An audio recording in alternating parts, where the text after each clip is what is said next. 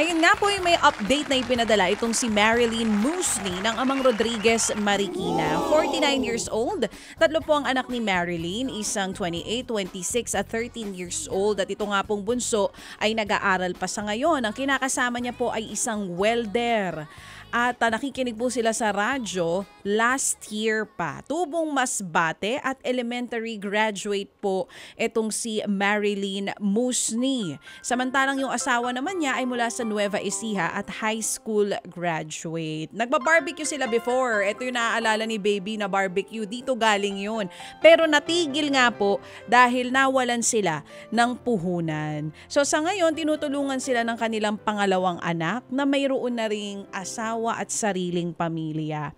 Yung kanya naman pong panganay ay nagtatrabaho na rin, high school graduate at isang bagger sa grocery store. Ang sabi niya sa atin nung nakaraang Biyernes, kung mananalo po siya ng 2,000 piso para po ito sa puhunan sa barbecue, para nga magkaroon na ng kita para po sa kaniyang maintenance at panggastos din nila sa kanilang araw-araw nitong kanyang pamilya. Narito po ang update muna ni Marilyn para sa ating mga Happy Anonymous. Panoorin at pakinggan niyo po mga kapatid. Chacha, Sir Ted Pailen po, tsaka Ma'am Seth, maraming salamat po. Nakuha ko na po yung pinadala niyong pera. Makakapag-umpisa na po akong magbili po ng aking mga paninda po. Maraming salamat po. Sir Ted Pailen, maraming salamat po sa pinadala niyo pong pera. Tsaka kay Ma'am Lee Chacha, ito na po na pamili ko na po ng pang-iyan po. Makakapag-umpisa na po ako. Yung tira po ay gagamitin ko po sa check-up po ng asawa ko sa July 18. Maraming salamat po. Ayan na. Nagtutusok na ng isaw.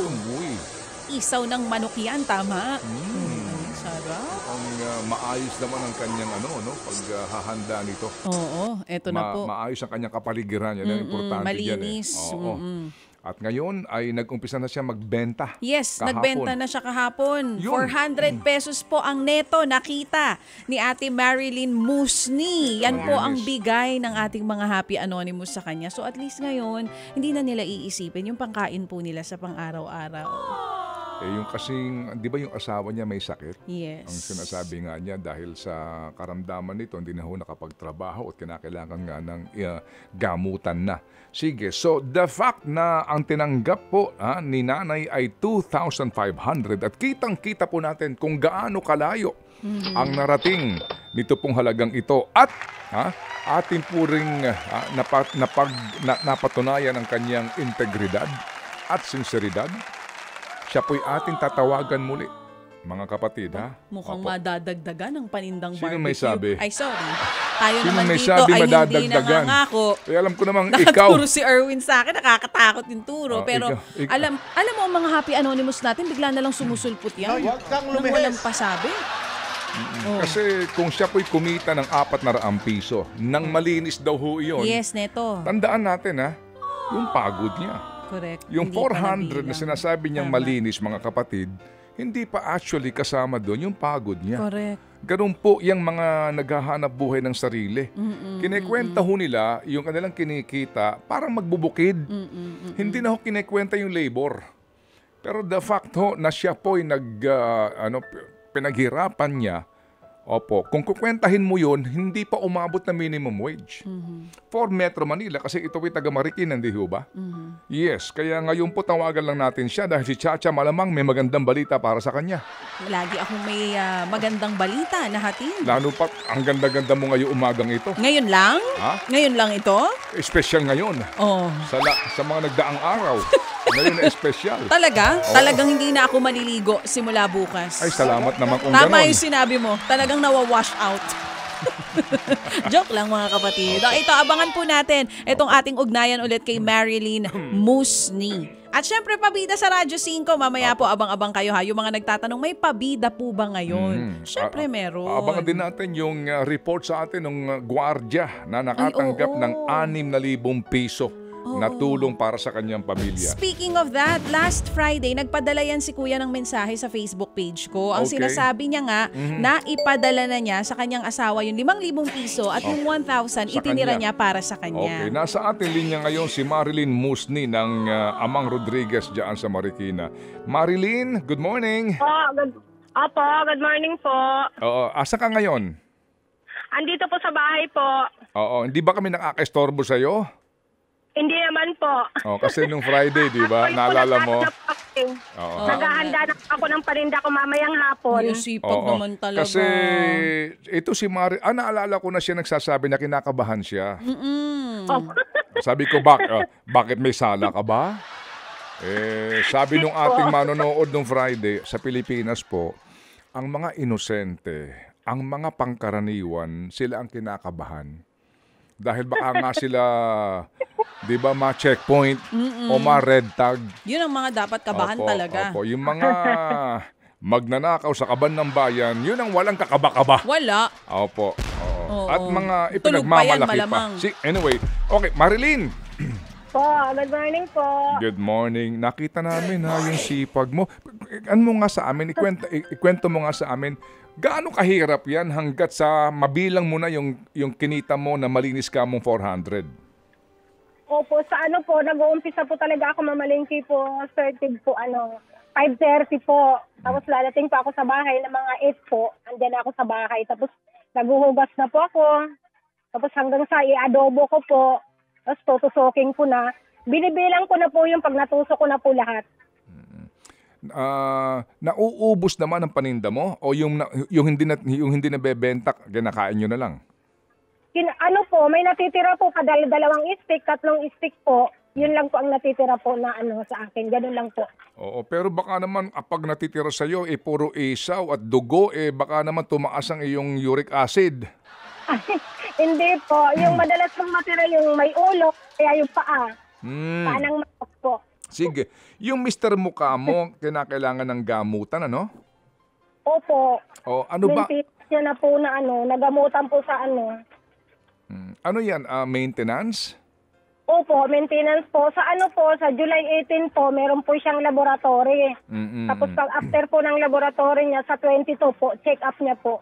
Oo. So itong hanap buhay mo na ito ay para din dito nga ngayon sa inyo ng mister mo kasi wala na kayong source of income dahil nga si mister may sakit Opo. na, no? Opo, ganun po. Opo, yung natira po sa 2.5 po niyo na pinadala po, yung iba po itinabi ko kasi para magamit ko po sa pagpunta po namin sa 18. Oy, nako Saka sa talaga. 22 po. Oo. Marilyn, Sa masahe po. ang hirap ng buhay, Marilyn, no?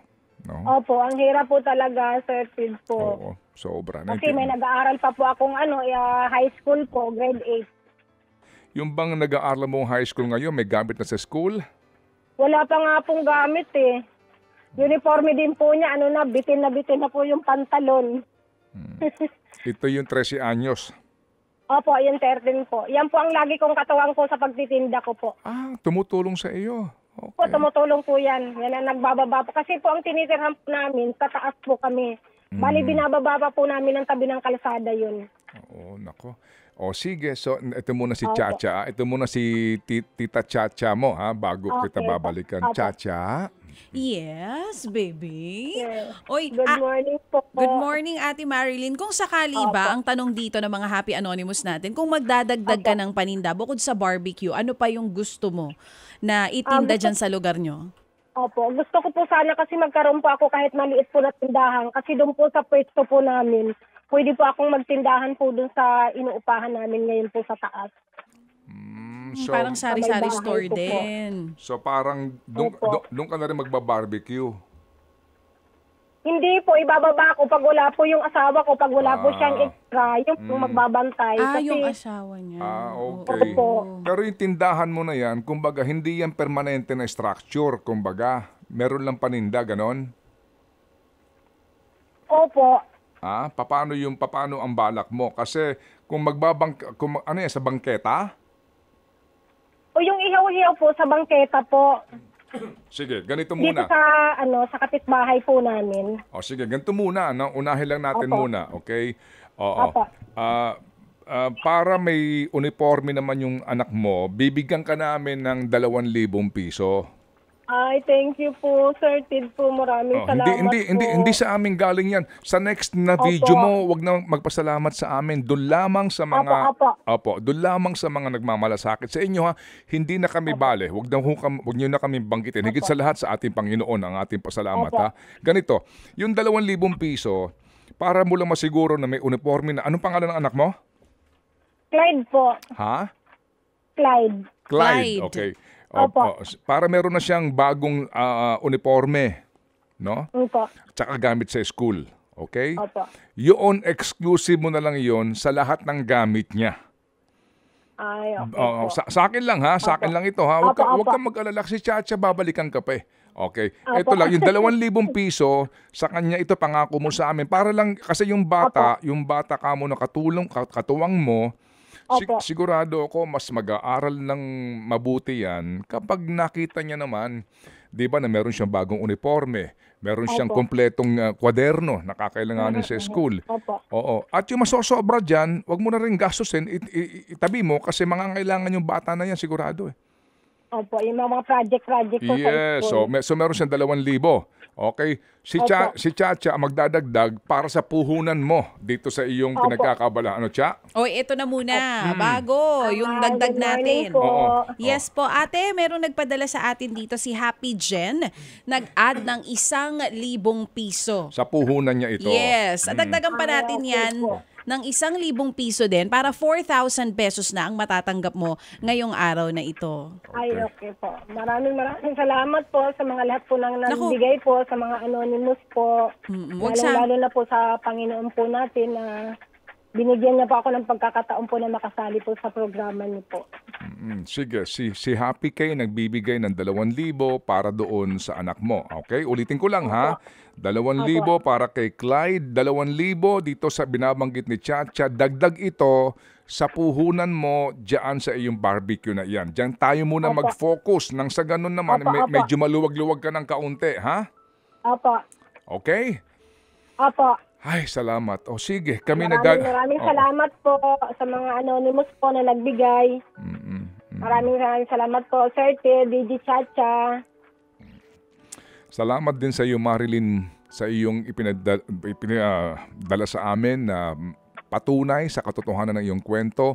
At itong napanood namin ay panibagong inspirasyon sa amin dito. Ha? Sa lahat na nakikinig, nanonood sa atin nga, na nagsusumikap, nagtitiis sa hirap at ang galaw pa rin sa mundo ay patas. Okay po. Yan ang importante. Okay? Okay po. Sige. Salamat po.